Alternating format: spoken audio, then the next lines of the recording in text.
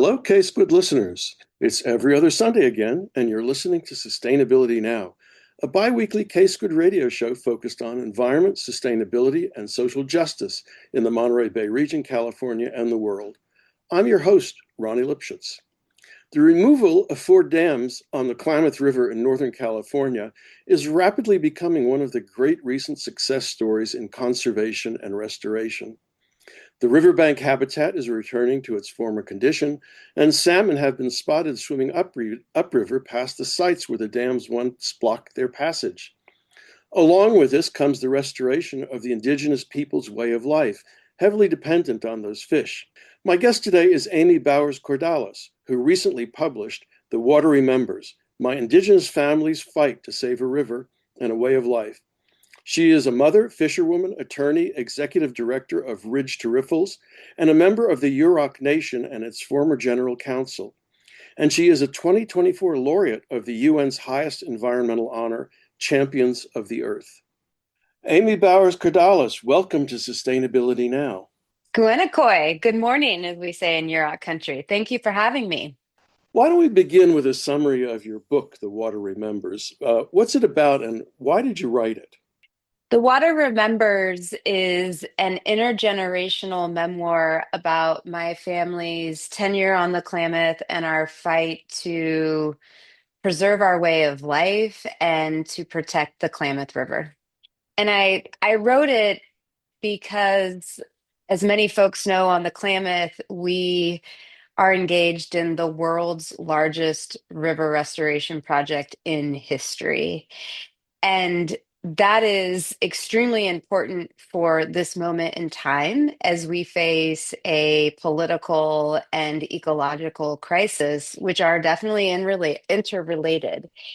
So, one, I wanted folks to know that here on the Klamath in Southern Oregon, Northern California, we have worked together for decades to get to a very historic win for nature, for Indigenous peoples, and also for business. And so we don't have to, as humans, accept this trajectory of moving to Mars and abandoning the planet because it can no longer sustain life. We can choose a different outcome. So that was one purpose, but also, and equally as important, is I wanted the world to understand the role of the Indigenous peoples in that movement and how our tenure, our beliefs, our world value, our ancient rights, our leadership, our dedication to place, our relationship to place, and our understanding about our responsibilities to nature and place and to our creator informed this historic victory. And, I'm very blessed to be from a family that has been really active in that struggle since the beginning of time, really. And not just the struggle, but also in the very beautiful, deep relationship of living on the river and having a fishing way of life. And so I felt really privileged to be a part of that family. And so I grounded the story in my family experience because that's what I had agency to write with. And also, there are so many Indigenous families on the Klamath who have a similar story. And so I really want to honor that and uplift that while acknowledging, like, I wrote it for all of those reasons. And I wrote it based in my experience because that was, what I've lived and what I'm familiar with. Well, let me call it Anglo civilization. Anglo civilization looks at rivers in utilitarian terms largely, Yeah. right? Hmm. As sources of fish, as for power, for water, for agriculture. There was a Yeah. time, of course, in Germany, I guess, when the Romantics tried to reify rivers, but none of them ever quite put together the river with the creation story. And the Klamath plays an important role in the Yurok creation story. And I wonder if you tell us about that. Thank you. And I appreciate that question at the beginning of the interview because so much of the creation story informs, what has happened with humanity and on Earth from the Yurok perspective. And I start the book with the creation story for that purpose because it grounds us in the Yurok worldview of sort of why the Earth was created, and then the role of the humans, and then how we're all supposed to live together in balance. So the creation story, and it's so beautiful and powerful. And when I ever I think about it, I sort of close my eyes and envision all these shapeless, formless spirits in the universe floating around, and they started to feel lonely. And so they found the creator and told the creator they were lonely. And the creator thought about it and then said, okay, I'll make this place for you. And started forming the core of the earth first. And then, kind of rose up with the land and then made the water. So the Klamath and the Pacific Ocean, and then made the trees and the plants and the roots and the berries, and then the animals, and then made the humans last.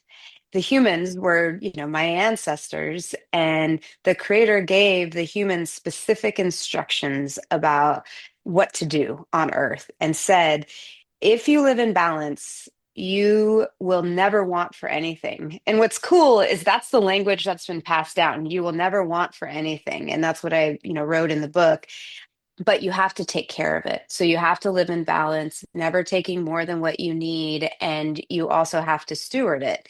So we as Yurok people developed law, religion, natural resource management practices that were to implement these instructions. And then, of course, as a nation, the Yurok is a nation. We had inherent sovereignty, which means the ability to make laws and be governed by them, to implement and enforce those instructions. And there's really sort of a couple important themes that come out of that creation story. One is that humans are a part of nature. And our role in nature is to steward. It is like we can harvest things. So we can, catch the salmon. We can use redwoods for our homes and our canoes.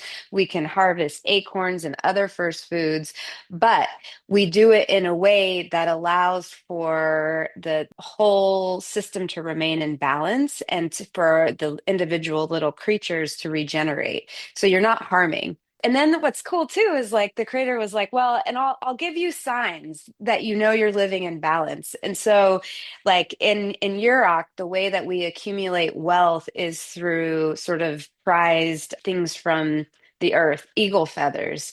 Dentalium is this shell that used to be our money. It's a long string shell. So if you were living a good life, you would get these signs from the creator. Like you would get an eagle feather, you would find more dentalium, you would always have, enough first food, salmon and fish and things like that. And I included stories in the second part of the book that speaks to our Aboriginal lifestyle that explained how that played out. So, like, there's the story of my fourth great grandmother, Susie Brooks, and my great grandma, Geneva Matz, going down to the mouth of the river to the beach, and they were gathering. And Susie Brooks would sing this song, and fish would literally jump out of the water onto the shore so that she could, put them in her burden basket and then take it home and feed her family. And I wanted to share that with the world because it just represents those instructions. She was living a good life, living in balance. And so the creator and sort of the universe worked with her to make sure she had what she needed.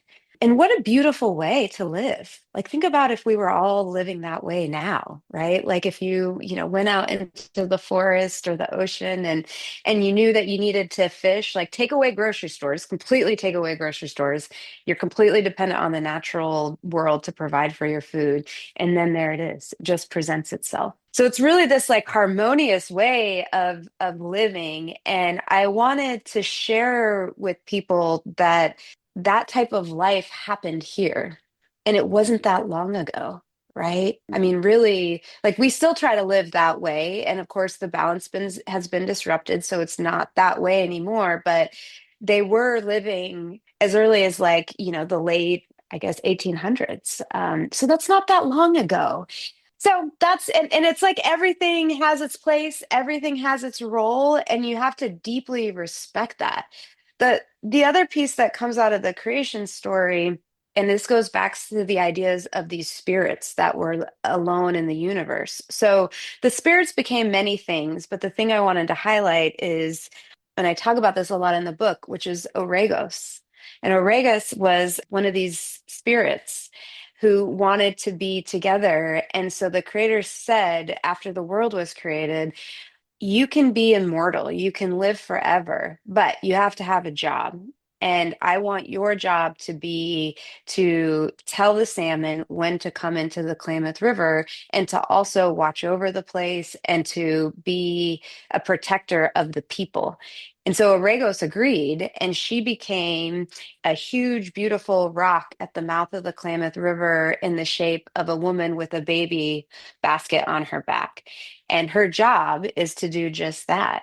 And so she got to be, on Earth in this place where she's no longer lonely, and be immortal, but she has these jobs and these responsibilities. And there's a myth that there were nine other spirits that took on the shape of rocks. But why that's important is because it speaks to the Yurok worldview about how everything in the natural world has a spirit and is alive.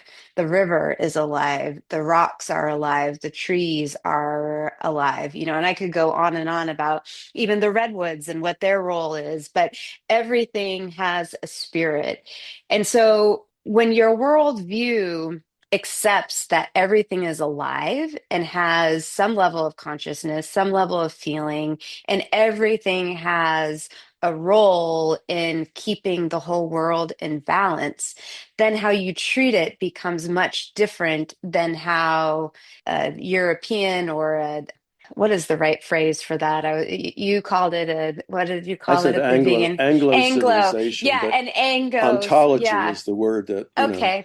Thank you. philosophers would use. There you go. Ontology. Okay, I love that I'm learning new words too. But it becomes very different, right? Yeah. Because Hmm. you don't just see it as a resource. Instead, you see it as a spirit that has a specific role on Earth that if you take too much, and it's not that you can't use a tree or kill a fish, like, but if you take too much and annihilate it, then that role is gone and then the Earth starts falling apart. So it just develops this deep respect for it. Hmm. I mean, is Yeah. that the source of the notion that everything is family Yeah, and it tribe? I mean, is. Yeah, well I said. haven't heard the argument, the notion of the spirits, which I presume were somehow connected to each other, being Yeah, infused into everything, because I've always wondered about, how do I, raised in a, European society, which is highly individualized and focused on right, self-interest and the nuclear right. family, come to regard other things as being part of that sort of familial relationship. I mean, that's a really difficult thing to wrap my mind around. So that helps a lot. Uh, well, thank you. I appreciate the opportunity to explore it. The other piece of it too is leaving the ego behind Hmm. and sort of getting out of yourself and being able to tap into this deeper consciousness where you can connect with these other spirits who are here. And then when you all are working together, symbiotically supporting one another, then everybody gets stronger. Hmm. And think about it, like that's how an ecosystem works. Like, and even just think about the role of the salmon. So the salmon do so much, but in this context, like, the life cycle of the salmon is they're born in their home streams and then they migrate out into the ocean, they eat, and then they come back in as adults, like 3 to 5 years later, they feed the people. right? They feed the bears. And then when they get back to their home waters, their body, they spawn and they die. And then their Right. bodies and the nutrients in the riverbed become food for the riparian areas of the creek or Hmm. wherever they were born. And Hmm. so, in that way, they're supporting all those different spirits and all that ecosystem to work together. Hmm. Right. And without the salmon, then we don't have food, the bears don't have food, and the river itself doesn't have food. And so we, as the humans, though, can tap into that whole cycle by acknowledging one, that the salmon have a really important role in our survival or the planet's survival. But then, two, if you take that role out, then you're actually harming yourself because Hmm. then you don't have food. And I think Yeah. if you understand that reliance and understand that I am not able to just sustain on my own little ego. I have to go beyond and deeply respect these other things that I'm reliant upon, then that helps everybody get stronger. You're listening to Sustainability Now interview with Amy Bowers Cordalis, who recently published The Water Remembers: My Indigenous Family's Fight to Save a River and a Way of Life. Why don't you tell us a little bit about the geography and topography of the Klamath and its relationship in particular to your ancestral lands and the reservation and and the history of the treaties and the breaking of the treaties. I mean that Hmm. to me it seems like a really important Hmm. historical social context for all of this. Yeah, thank you. So the Klamath Basin is remarkable. It is a large basin that's straddles Northern California and Southern Oregon.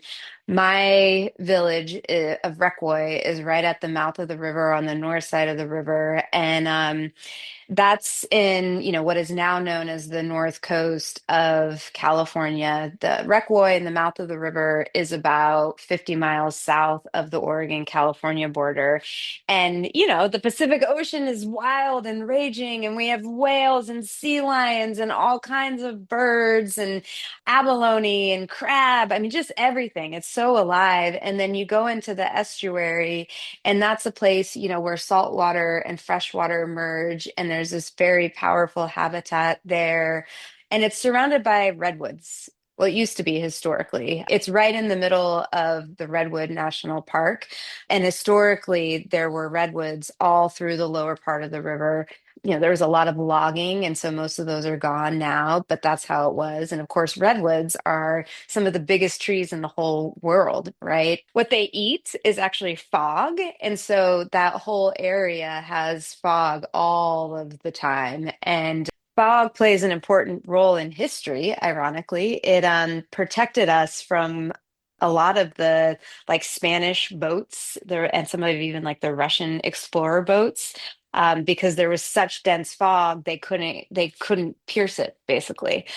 But also it's redwood food, and so it helps those redwood trees to thrive. So the lower part of the basin, which is really like the lower sort of, I would define it as 45, 50 miles of the river, is just wet. There's like different forms of water and all its various forms present almost all the time.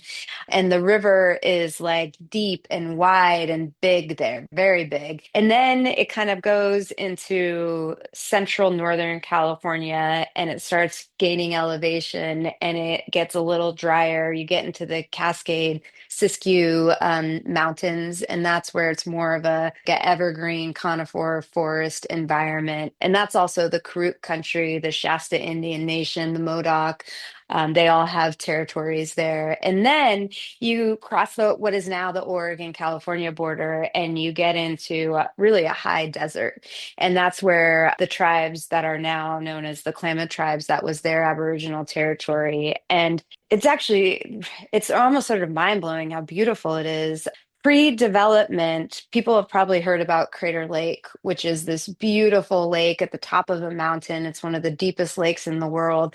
And runoff from that mountain would go into the upper Klamath Basin area, go into wetlands. There's about 200,000 acres of wetlands, upper Klamath Lake, lower Klamath Lake, and then it all drained down into the Klamath main stem and down, the river. So it was just this beautiful, powerful place full of all kinds of different and unique environments, a multitude of really important species. And there were, Indian tribes, Indian nations all throughout it. So that's what it was, right? And it was this just deep, deep abundance. The Klamath used to have the third largest salmon runs in all of the lower continental US. So it just like this was salmon country, right? And then, of course, things changed. So the history is that, settlers didn't really get there until like the 1850s-ish. And that was pretty late for the rest of the country, in part because it was so rugged, because of that fog blanket, all those factors. There was a treaty that my ancestors negotiated, and I talk about this history in detail in the book, but my ancestors signed, and that was in 1851. And it reserved a reservation for us. It reserved what we call our Aboriginal rights to hunt and fish and to water, our inherent sovereignty in a pretty large territory. But the state of California at the time was in the business of genocide.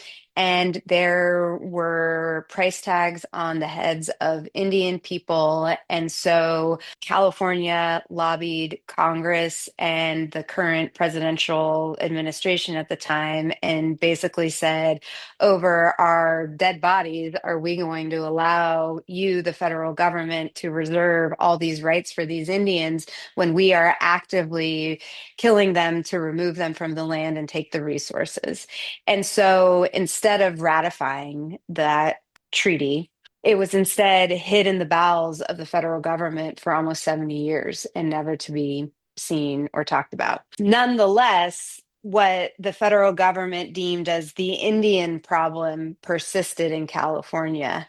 And what that meant was the federal government had to do something. And so, at least on the lower part of the Klamath River in Yurok country, and also on a tributary to the Klamath, which is the Trinity River, which is just adjacent to Yurok country on the lower part of the river, the federal government issued a series of executive orders that created the Yurok Reservation between 1855 and 1892, and also the Hupa Reservation. And on that, it reserved, land for us. Eventually, the boundaries of the Yurok Reservation were settled as a mile on either side of the river from the mouth up 45 miles. And we were supposed to be able to continue our fishing way of life. We were supposed to be able to continue to practice those instructions that the Creator gave us. We were supposed to be able to continue to exercise our sovereignty, our way of life. But that didn't happen. And so pause there, and I want to acknowledge too, at the top of the basin, there was a treaty that the Klamath tribes entered into in the 1800s. And then sadly, at the middle part of the river, the Karuk, the Shasta Nations, and the Modoc got things really bad because there was a lot of gold in that area. And so they were basically, and it's hard to even talk about this, like annihilated. And their people had to like spread out into these other areas just to survive. So they don't have, reservation land in that middle part. So meanwhile, that's what's happening with the Indians. And sort of once they dealt with the Indians, then they went in, and this sort of paved the way for the gold rush, right? And so there was all kinds of mining happening. Also, this was an area rich with timber, so there was logging happening. And then at the top of the basin, there was in 1905 an authorization for a federal reclamation project, the Klamath Reclamation Project, which drained those 200,000 acres of wetlands, turned them into agricultural lands, drained the lower Klamath Lake, completely rerouted the piping for the whole river, and destroyed those natural ecosystem functions in that balance that I was speaking about earlier. And then the federal government entered into contracts for water deliveries with those farmers that came on, and then started diverting significant amount of water out of that whole system in order to support agriculture. So that's the history, and it's all, in the book. And one of the reasons I felt so strongly about writing the book is that, that history hasn't been put together or written from an Indigenous perspective. And I should take that back to, I should asterisk that to say that there are certainly, academic books that write about that history. I felt strongly about the way that the Water Remembers was written, in that I could have written an academic book. I could have written more of, and I've written a gazillion legal briefs that outline all this history. But I wanted to write the book in a format that allowed people to come to the river with me, and I would just tell them a story. I would just say, here is what happened from our perspective, and say it and tell it in a way that is consistent with the Yurok storytelling, which is always grounded in narrative. It's always grounded in like actual story that has, humor and heartbreak and adventure. And so that's how I tried to write the book, so that people were going through this history sort of like feeling the genocide and feeling the loss, but then also feeling the like thrill of fishing under the dark of night, running from, these people who are trying to get us, which were the state of California, and the thrill of like teasing them, or not teasing them, but tricking them and getting out. So, and I hope it's a story that like opens people's hearts so they can feel a little more vulnerable. And then maybe that puts them in a place of being able to relate to the story more, which I think is important, because I'm not sure as a nation we've done that with respect to the history of how this country has treated Indigenous peoples. You're listening to Sustainability Now interview with Amy Bowers Cordalis, who recently published The Water Remembers: My Indigenous Family's Fight to Save a River and a Way of Life. Okay, in your book, or at least in the Chronicle, San Francisco Chronicle article, Mhm. which is how I first found out about your work, Oh, it great. mentions that you had originally thought to become a singer. Is that true? Yeah, it is. Yeah. But instead you went into law. So I'm curious, how did you get into law? What has happened since then with your career? It's been a wild, fun ride, and I feel extremely privileged. And I'll answer that question this way, which is, I have been really fortunate to continue my family's legacy of fighting for the river. And I had enough privilege to be able to do that with a law degree. Education is not something that was accessible for my family, yet they had tremendous victories, like a Supreme Court case win that confirmed, the status of Yurok country and our fishing rights and our water rights.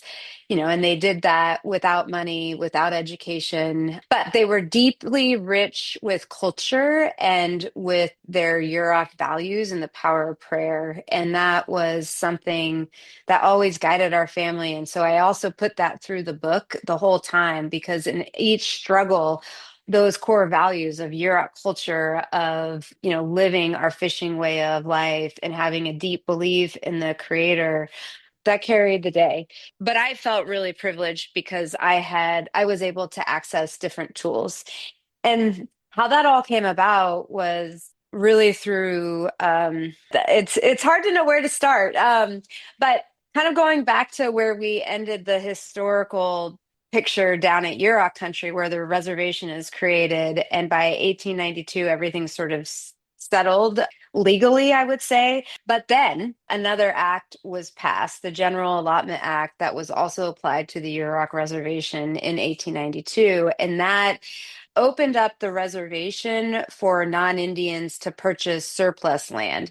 It also allotted tribal land to individual Indian families. And so my family got some of the land there. We have two different allotments, and other Indian families did. And then the remaining surplus, what they deemed surplus, was transferred in legal and illegal ways to mostly timber companies.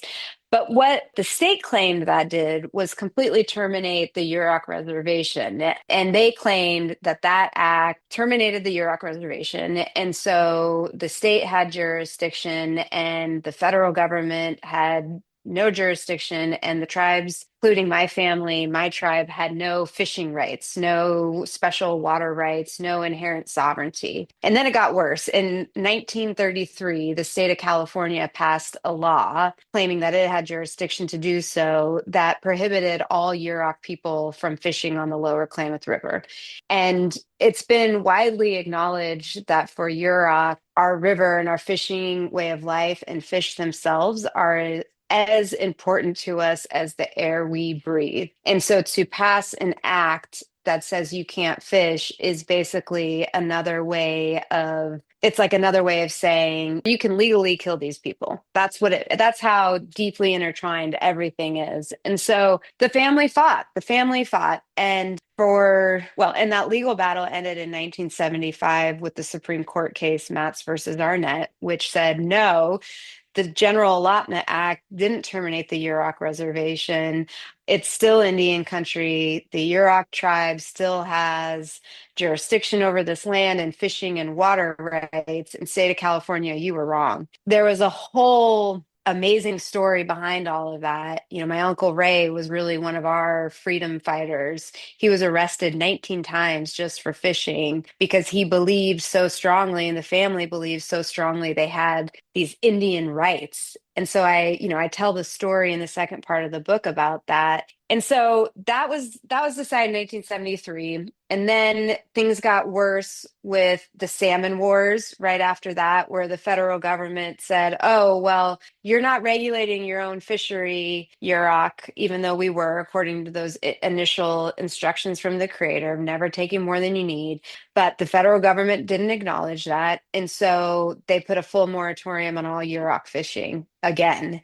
And so we went to war. You know, it was dangerous. They sent out federal marshals to enforce it with full riot gear. And there's a really powerful story of how that war ended using Indian Way. And my grandma and great grandmother really stepping up into that moment and calling in the birds to help them, which I describe in great detail in the book. And it freaked out the goon squad, as we call them, and they left the reservation. And then shortly after that, I was born. And I really always loved the river. I had this deep, deep love for the river, and I loved fishing, and I grew up close to the river. I wasn't raised in Reckwoy, but we were always there. And so I just had this deep love for it. And we had our sort of like our fishing rights established by the time, like by the 1980s, 1990s. But then 2002 happens. And I was home working for tribal fisheries. I was in college then, but it was a summer internship. And the largest fish kill in American history happens on the Yurok Reservation on the Klamath River. Can you say a few words about why that happened? Yes, yeah. So Just 70,000 adult salmon died because of bad water management. And I did a lot of research around the like economics of it, the politics of it, the sort of administrative record, the law around the fish kill. And I lived a lot of this too, just in my own work. Why it happened was because water was diverted to support agricultural deliveries at the very top of the basin. And also the conditions created by the dams were so awful, just polluting the river, ruining the riverbed, raising water temperatures.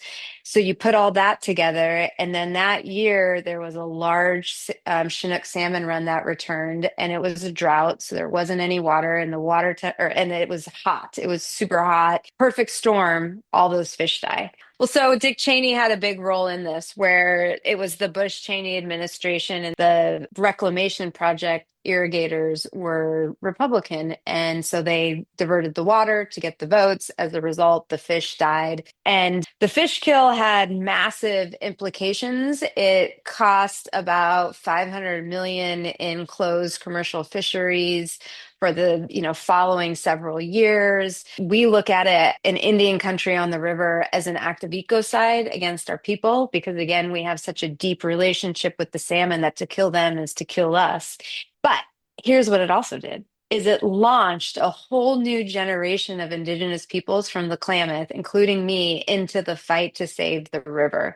And also, it got the attention of our allies, of other people who believe in healthy ecosystems. And the message really was from the river. Like if you look at it as from a Yurok worldview, again, of like the river is alive, it was a message from the river to the humans, like, whoa, things are so out of balance that if you don't change the way you are interacting humans with the natural world, with this river, it's going to die. Like the whole river would perish. And so it launched this Undam the Klamath movement. And that's really how I got involved.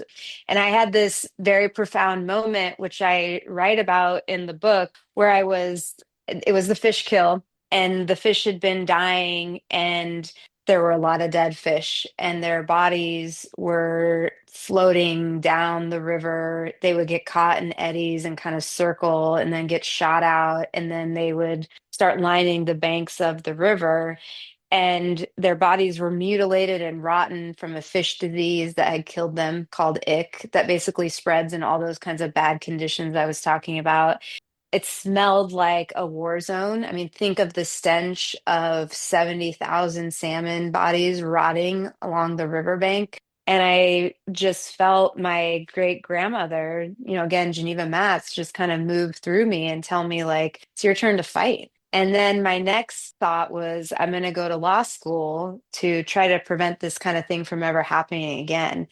I don't know why it was law. Sometimes I wish it wasn't. I have no idea. But that was what it was. And I naively thought, oh, well, if I'm a lawyer, like I could prevent this from ever happening again because the law is such a powerful tool. In many ways, it has been for sure. But I will never know why. I don't know why it wasn't like, go write all these songs about this and go tour the world with these songs. But that's what it wasn't that. It was go be a lawyer. So, What was your specific role then in the process of getting the dams removed? yeah, so I had the honor and pleasure of representing the Yurok tribe in all things Klamath River. For a while, I was the tribe's general counsel, and so I ran all the tribe's legal affairs. And then later on, in about 2020, the river was extremely sick. The dam removal deal was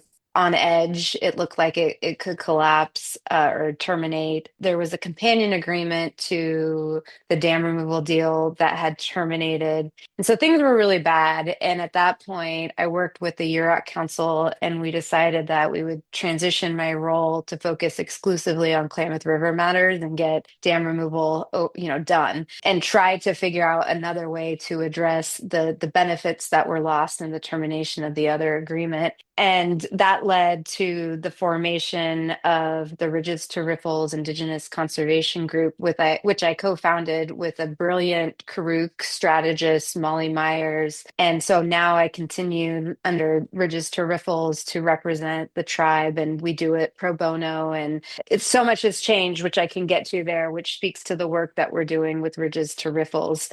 And this should be clear, and I think this is a lesson learned from Klamath, which is there were thousands of champions of Klamath dam removal. There wasn't just one. And without all of those people contributing in big and small ways for 2 decades, we wouldn't have got to Klamath dam removal.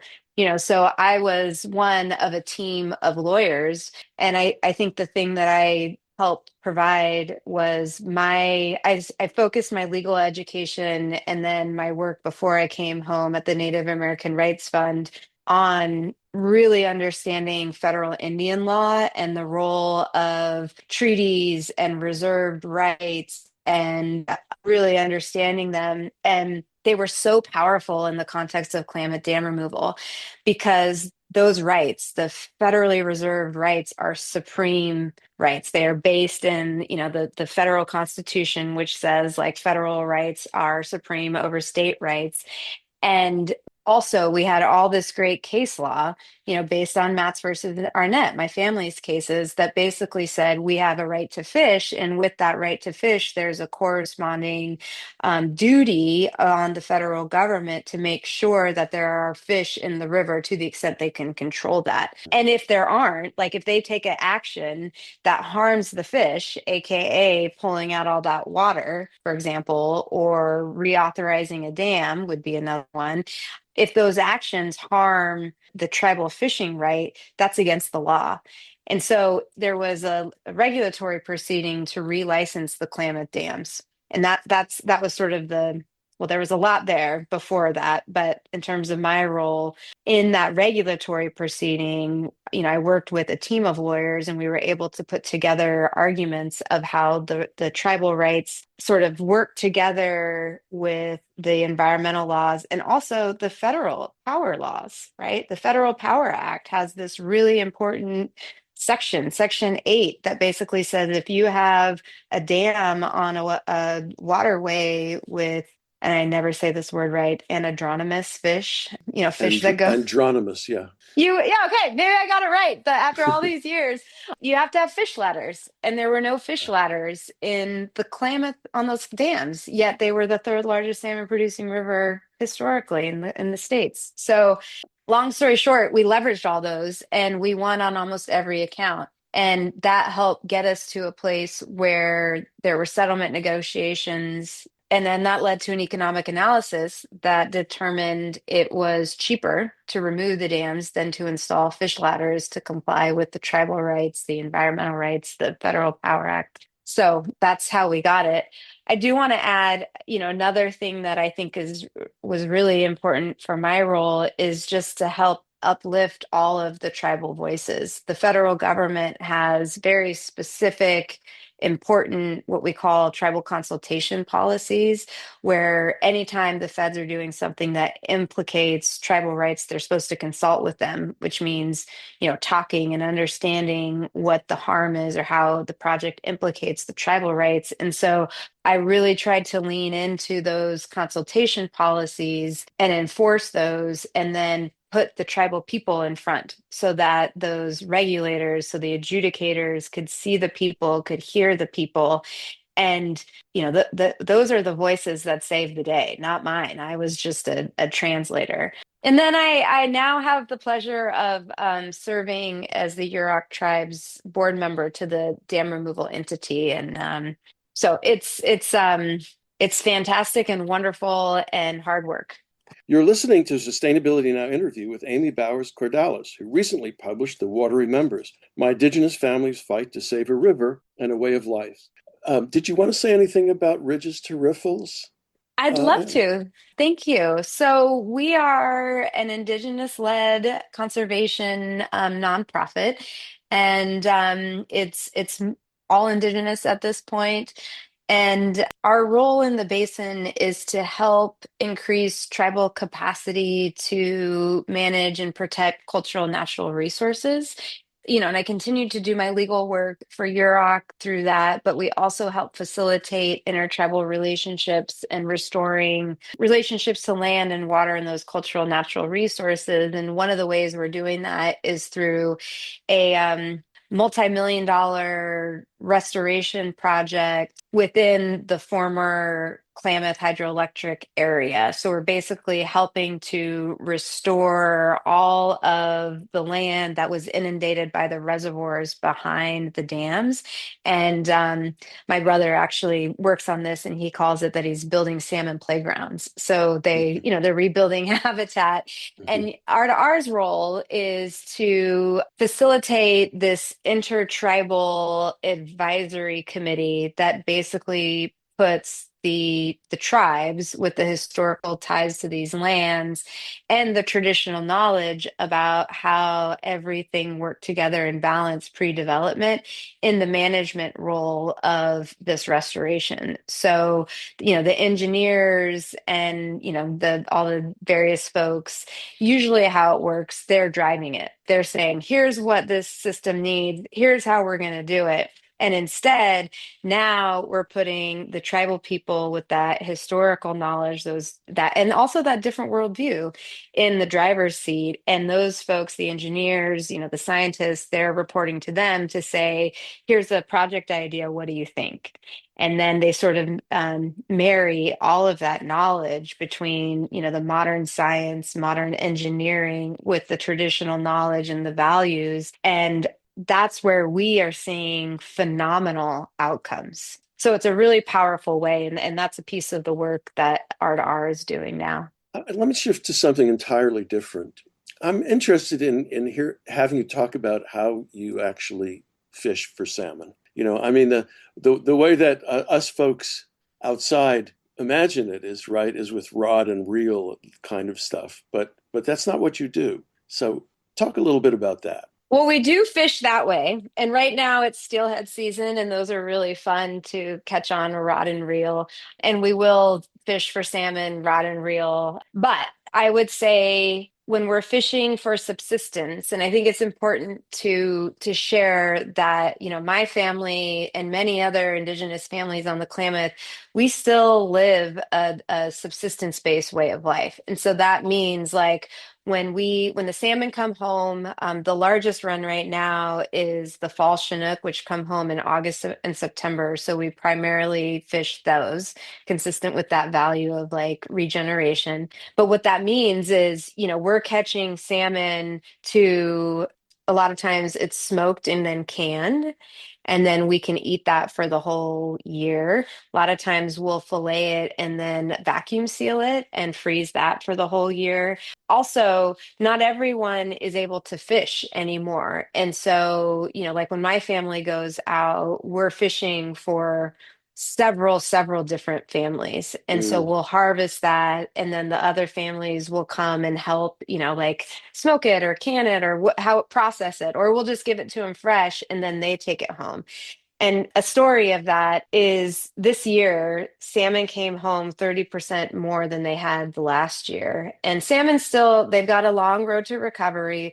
But this year, there were a couple fun bumps in like where we had a lot of salmon. It was the first time, I don't know, probably in at least 12 years that we had had a big run. And it was so fun. We had a blast. But one particular catch we brought home, and people from all over Southern Oregon and Northern California came and got some and then took it home, right? And are probably, still enjoying it now.